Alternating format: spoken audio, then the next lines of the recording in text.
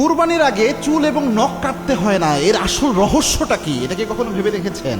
এই যে যারা কুরবানি দেয়, একটা মুস্তাহাব আমল কিন্তু এটা, যে ওই ব্যক্তি আপনার চুল এবং নখ সে কাটবে না, এরকম বর্ণনা রয়েছে। এবং আল্লাহর হাবিব সাল্লাল্লাহু আলাইহি ওয়াসাল্লামের সুন্নাহ এটা ছিল।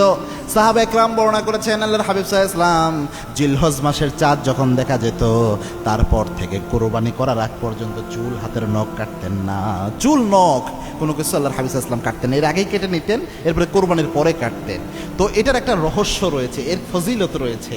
কিছু কৌল এই ব্যাপারে পাওয়া যায়। এর কারণ হচ্ছে, কোনো ব্যক্তি যদি এই আমলটা রসুল যেহেতু করছেন, এ সুন্নাহ হিসেবে মানে, ওই ব্যক্তি এই যে জিনিসগুলা কাটলো না, একদম কোরবানি করার পরে পরবর্তীতে কাটলো, কিছু কৌল এমন পাওয়া যায়, এটা অথেন্টিক না আমি যতটুকু জেনেছি বা যতটুকু আমার গবেষণা, তো কিছু কৌল এমন পাওয়া যায় ওই ব্যক্তি এই কাজটা করার কারণে, এই যে চুল নখ এটা এভাবে না কাটার কারণে, এই ব্যক্তি কোরবানির, মাকবুল কোরবানির একটা সোয়াব পেয়ে যায়। আর মাকবুল কোরবানি মানে হচ্ছে ওই একটা কোরবানির পশুর যতগুলো লোম থাকে, প্রত্যেক লোমের সমপরিমাণ, একটা কোরবানির পশুর সমস্ত লোমের সমপরিমাণ সোয়াব ওই ব্যক্তির আমল নামায় চলে যায়, যদি শুধু এই আমলটা সে করতে পারে, এই মুস্তাহাব আমলটা, সুবহানাল্লাহি বিহামদি। এজন্য যাদের সম্ভব, বিশেষ করে আমার মা বোনরাও, আপনারাও চাইলে, যদিও নিয়ম হচ্ছে যে কোরবানি দেয় তার এটা করা উচিত, তবুও সবাই করতে পারবেন। কোরবানি না দিলেও আপনি রসুলের সুন্নাহ হিসেবে আপনি চাইলে এটা করতে পারেন, মা বোনরাও করতে পারেন। হাতের নখগুলা কাটবেন না, আপনি যে কয়দিন আপনার